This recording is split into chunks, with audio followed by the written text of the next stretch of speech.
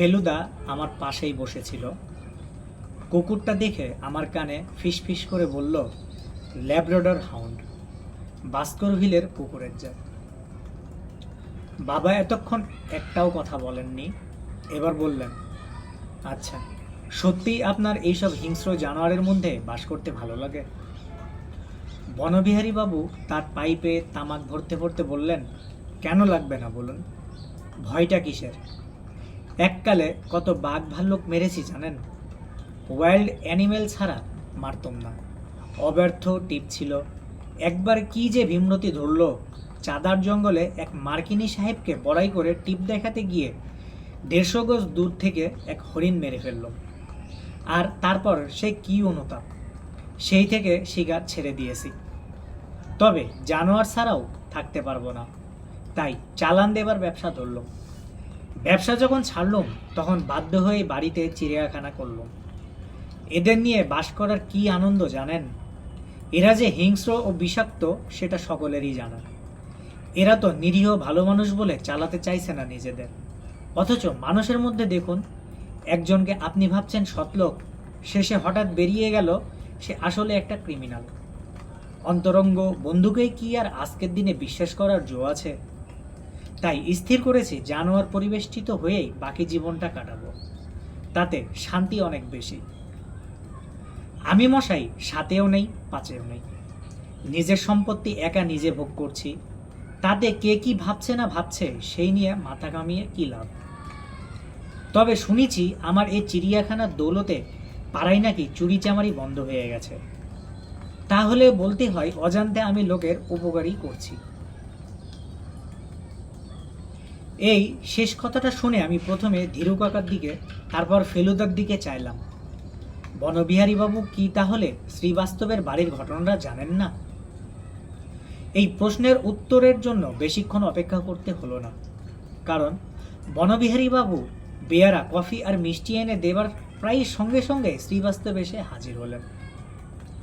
সকলকে নমস্কার নমস্কার করে ধীরু কাকুকে বললেন, আপনাদের বাড়ির কাছেই কেলভিন রোডে একটি ছেলে গাছ থেকে পড়ে হাত ভেঙেছে। তাকে দেখে আপনার বাড়ি গিয়ে দেখি আপনারা ফেরেননি, তাই এখানে চলে এলাম।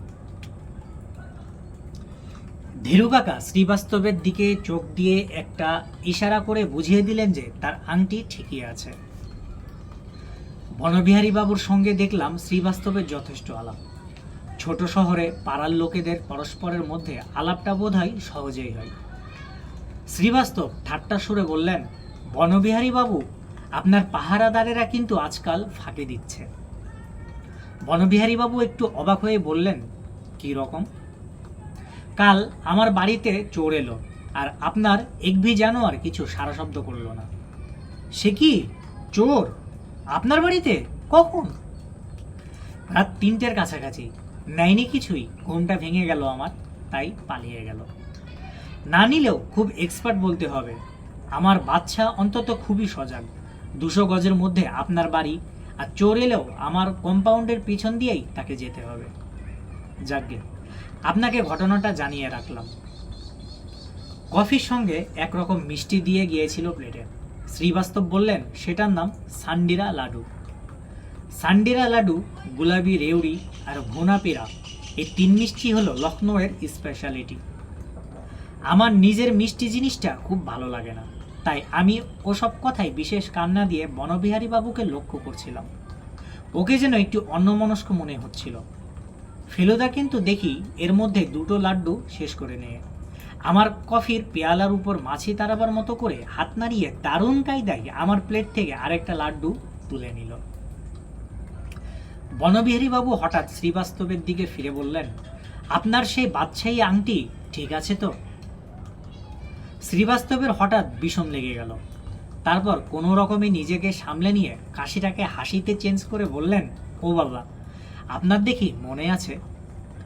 বনবিহারী বাবু পাইপের ধোঁয়া ছেড়ে বললেন, মনে থাকবে না? আমার যদিও ওসব ব্যাপারে কোনো ইন্টারেস্ট নেই, তবুও ওরকম আংটি তো সচরাচর দেখা যায় না। শ্রীবাস্তব বললেন, আংটি ঠিকই আছে, ওর ভ্যালু আমার জানা আছে। বনবিহারী বাবু এবার হঠাৎ উঠে পড়ে বললেন, এক্সকিউজ মি, আমার বিড়ালের খাবার সময় হয়ে গেছে। এ কথার পর আর থাকা যায় না।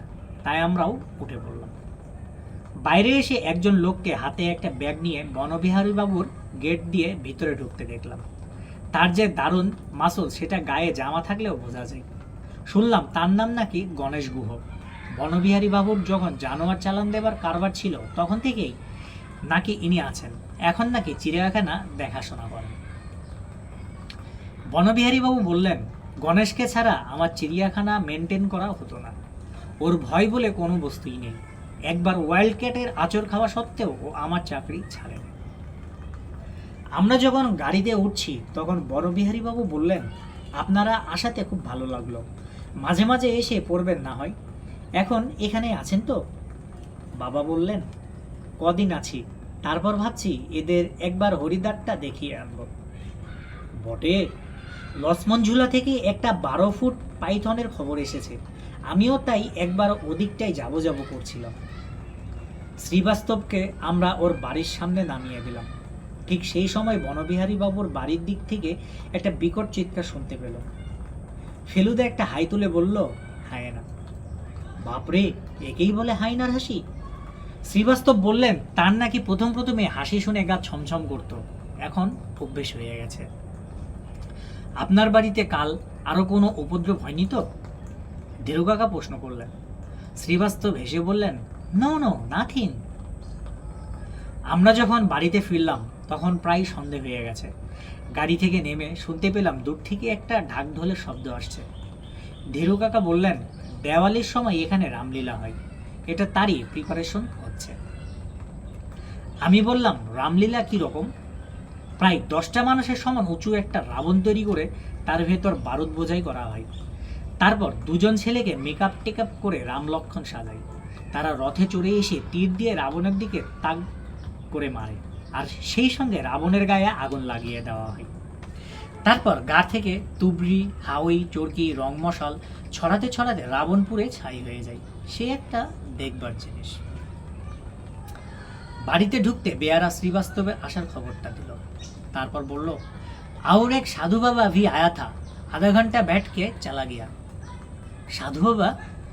ধীরু কাকার ভাব দেখে বুঝলাম উনি কোনো সাধু বাবাকে এক্সপেক্ট করেছিলেন না। কোথায় বসেছিলেন? বেয়ারা বললেন, বৈঠকখানায়। আমার সঙ্গে দেখা করতে চাইছিলেন? হ্যাঁ। আমার নাম করেছিলেন? বেয়ারা তাতেও বলল, হ্যাঁ। তাজ্জব ব্যাপার। হঠাৎ কি মনে করে ধীরু কাকা ঝড়ের মতো শোবার ঘরে গিয়ে ঢুকলেন। তারপর গোদরেজ আলমারি খোলার শব্দ পেলাম, আর তারপরেই শুনলাম ধীরু কাকার চিৎকার, সর্বনাশ! বাবা, আমি আর ফেলুদা পাই একসঙ্গে হুড়মুড় করে ধীরু কাকার ঘরে ঢুকলাম। গিয়ে দেখি উনি আংটির কৌটোটা হাতে নিয়ে চোখ বড় বড় করে দাঁড়িয়ে আছেন। কৌটার ঢাকনা খোলা, আর তার ভেতরে আংটি নেই। ধীরু কাকা কিছুক্ষণ বোকার মতো দাঁড়িয়ে থেকে ধপ করে তার খাটের উপর বসে পড়লেন। তো আজকের মতো এতটুকুই। এইটা ছিল অধ্যায় 3, বাদশাহী আংটির, যার নামকরণ ছিল বনবিহারী বাবুর বাড়িতে। তো অন্য সময় পরবর্তী অধ্যায় নিয়ে দেখা হবে। আল্লাহ হাফেজ।